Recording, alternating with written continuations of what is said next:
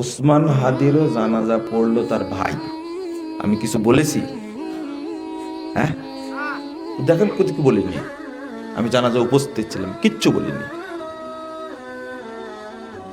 দুর্ভাগ্য, একজন আলেম হিসাবে এরকম করতে পারেন না।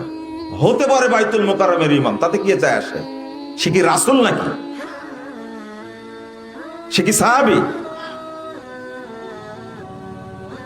ওই সুযোগ নাই। যদি জানতেন তারেক রহমান যে এই মাসালা সূরা ফাতিহা না পড়লে সালাত হয় না, এটা রুকুন, মনে হয় এই ইমামকে ভাড়া করতেন না। আমি ঠিক বলেন না, আপনার ঠিক বলার দরকার নাই, আমার ধারণা বলছি। সূরা ফাতিহা পড়তে হবে জানাজাতে, সূরা ফাতিহা জানাজায় পড়তে হবে। তিরমিজির 1026 নম্বর হাদিস। একটা জিনিস বলি, এই হাদিসটা আসছে ইবনু আব্বাস থেকে। কার থেকে? ইবনু আব্বাস রাদিয়াল্লাহু আনহু থেকে হাদিসটা বর্ণিত হয়েছে। তিনি বলছেন রাসূল সাল্লাল্লাহু আলাইহি ওয়াসাল্লাম সালাতে জানাজা সালাতে সূরা ফাতিহা পড়তেন। এই হাদিসে একজন রাবী আছে। মজার ব্যাপার, কিন্তু একজন রাবী আছে ইব্রাহিম বিন উসমান। নাম কি? ইব্রাহিম বিন উসমান। এত রাত্রে কেউ বক্তব্য বুঝবেন আপনারা? দরকার ছিল 8:30টায় মারলে ভালো ছিল, নাহলে 10:30টায়।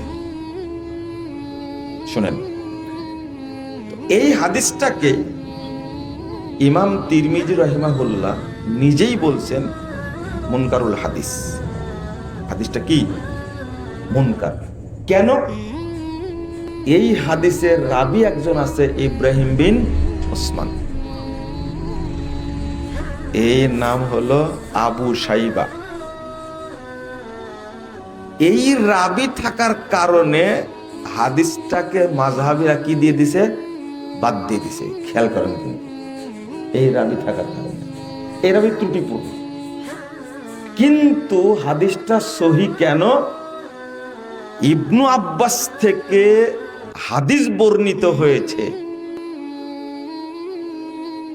সহিহ বুখারীর মধ্যে 1335 নম্বর হাদিস। এই হাদিসে ইবনু আব্বাস, ওই হাদিসটাও ইবনু আব্বাস থেকে, আর এই হাদিস